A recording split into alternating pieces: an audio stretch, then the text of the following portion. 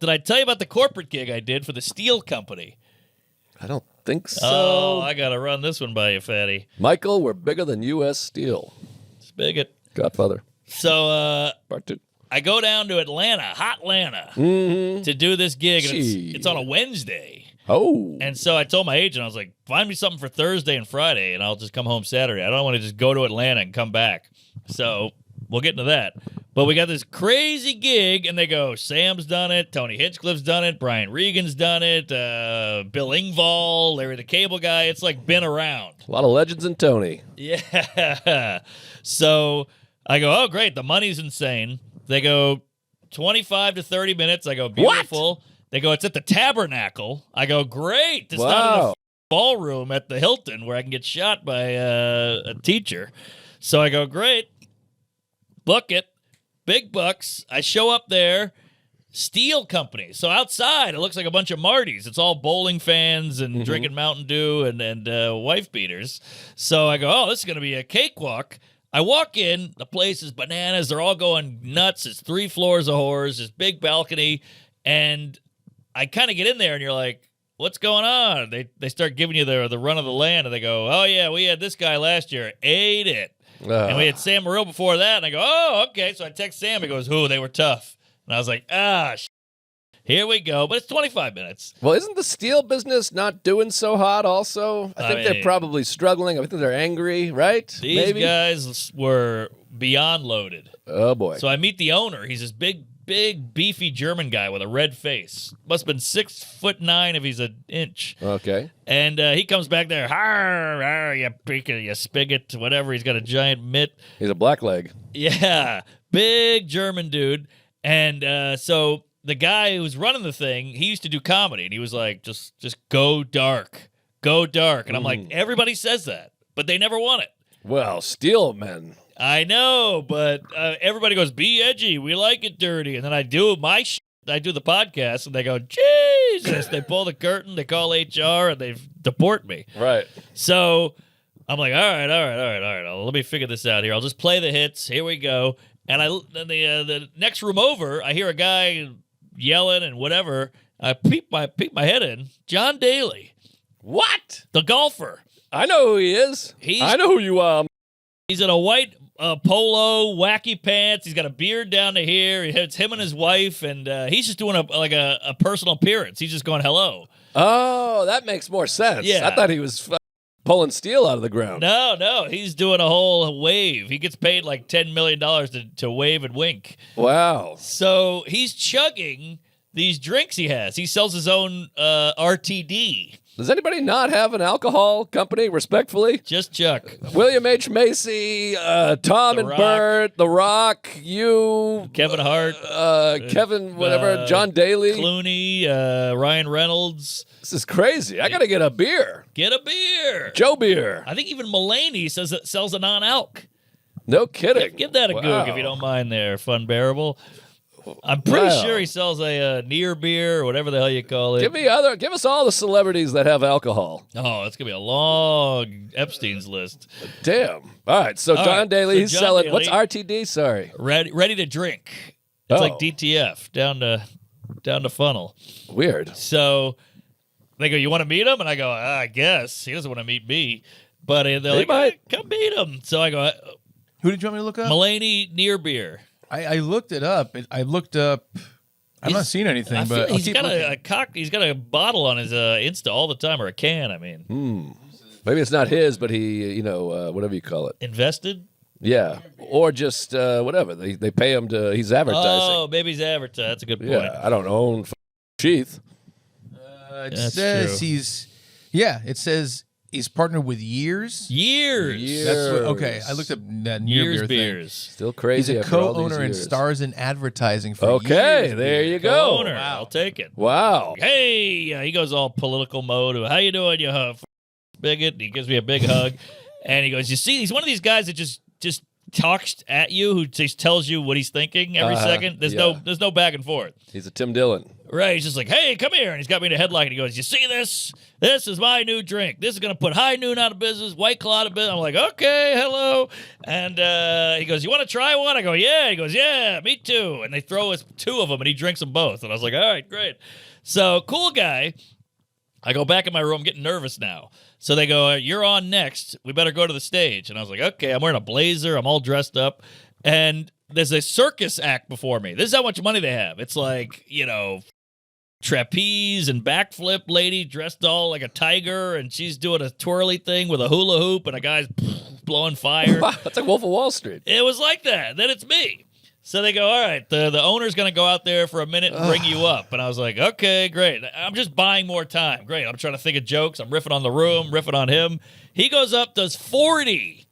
He's hammered. 40? Sweet guy, nice family. Is this Daly or the owner? The owner. Wow. And he's got the thick accent. The crowd's hooting and hollering because he's the boss. So they're like, shut up, bitch. Tony Yeah. Danza? Yeah, they're loving it. So he goes up, thick accent, German. He's doing 30, and he goes, bring John Daly up.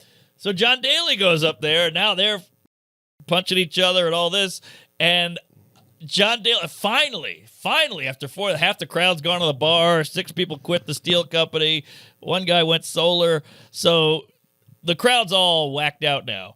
So John Daly, he goes, you want to bring up our comic? And John Daly goes, sure, what do I care?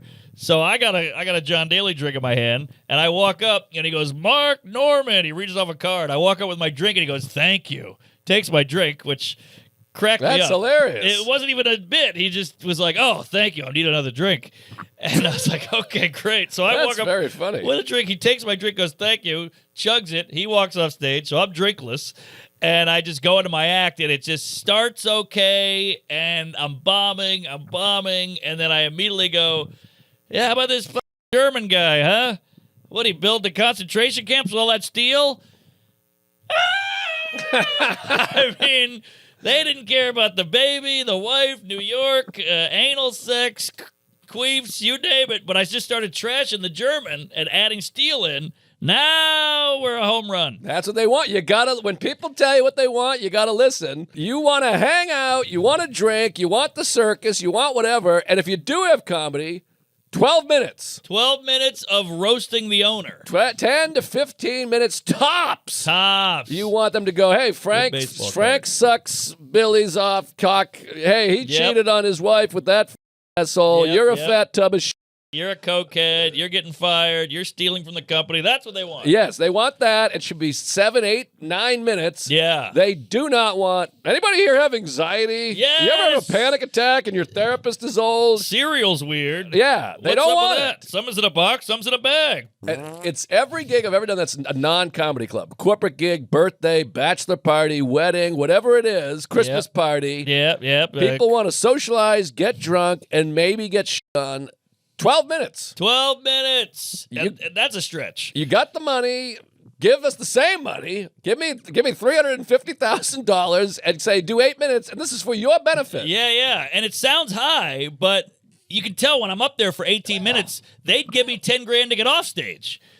Exactly. You know what I mean? You could feel them like, this sucks. What else is there? Bring the dancing dog back. Bring the whore with the hula hoop. I'm dying here. And they want to gamble or whatever. They want to play poker. They want to call each other's asshole. They want to eat each other's sisters out. Spigot. Yeah, so, you run out of shit on the German guy, so I'm back to bombing. So then one guy yells something. I said something about, I don't know, Pop-Tarts. He's like, oh, Pop-Tart, you're dead in the dick. And I'm like, hey, buddy, and that's killing. But then back to the material, and they're like, beep, beep, beep. You get like 2 seconds of grace, and then you just hear the crowd talking. Right. That just goes way up. Then you're like, you feel like you're screaming into the void, and it's the longest half hour of your life. You're just counting those minutes, but whatever. I got through. I got off stage, tried to find a RTD. He drank them all by then. And then I hear the owner yelling at John Daly. He's like, go back out there. We're doing karaoke. And John Daly's like, I did my part. I'm done. He goes, I'll give you another 20 grand. He's like, kick it. Wow. Puts the song on. He gave the guy 20 grand. I mean, the guy's so loaded. He just kept throwing money around. It was amazing. Cool dude. And so we do the show. We do karaoke after. And now I'm hammered. I've been drinking all night. I did a little meet and greet. It was all fun. And then before you know it, I'm with all the staff of the steel company. They just kind of whisked me away. I'm in a car. I'm in a parking lot. Now I'm in the back of a strip club. Whoa. It's crazy. So we're all just partying, having a great time. And they walk in. Here's your ones. Here's your $8,000 of ones, and they're those crisp, hard ones that you can cut a mango I love crisp, open. hard ones. The problem is you give them too many. You're like, I gave her $3. I Damn it, know. Slut whore thief. Yeah, I was making change after a while because I had a bunch of 20s. I was like, let me get some ones in there so I can tip people. Atlanta's got some famous strip clubs too. Yeah, we didn't go to the gross ones. Right. I forgot where we went. I want to give them a shout out, but it was a great club. It was one of those clubs where you walk in. Strip clubs are not what they used to be. With OnlyFans, with porn, it's a different world. So you're kind of sitting there like, why am I talking to this woman? You know, she's doing like how you doing, big boy? She's trying to get money out of you. Right. And you're like, I don't want to talk to you. But before, you were like, a woman's talking to me. She has tits. Yeah, I'm gay. But now you're like, I don't care. Just put your labia in my ass. Like, what are we doing here? I've been to a strip club since your bachelor party. Yeah. We should go back. They're we should weird. do a strip club night. Maybe in L.A. I'm down, but it feels like a movie theater or a bowling alley where you're kind of like, man, it's a lot emptier. There's not the same energy in here. It's just a bunch of old guys and white trash. But then, before you know it, I'm in the back room. And that's where everybody is. And that's He's in the bathroom. Yeah. Funny guy in Korea. So, yeah, you're in the back room, and there's everybody. There's a girl doing a handstand, and people are dropping money in her clam. You know, it's like a black hole. And that was crazy. And then I was like, I got to get the hell out of here. Got back to my hotel, woke up, drove to Chattanooga. Now, let me ask you the age-old question. Sure. The oft-debated question. Hit me, fatty. At a strip club situation, who has the power? I think the guy with the cash. The guy with the cash or the woman there's a woman making a guy just give her money. Sure. But there's a man getting a woman to do dirty things. Yeah. Because some people are like the stripper's empowered because she's got the guy at the string and he's just pouring his wallet out to her. That's true. That's so true. she has the power to take all of his money. Yeah. And then other people, of course, probably the more popular opinion is this guy's making this woman do stuff. So it's an interesting debate. It's a good thing you're raising there. I think it's really a metaphor for men and women. Pussy, money. Who's got the power? Right. You know, the guy's got a wad of cash. She wants the cash. She's got a wad of labia. He wants the labia. So now we have this power. Push and pull. Push and pull. Yes, rub and tug.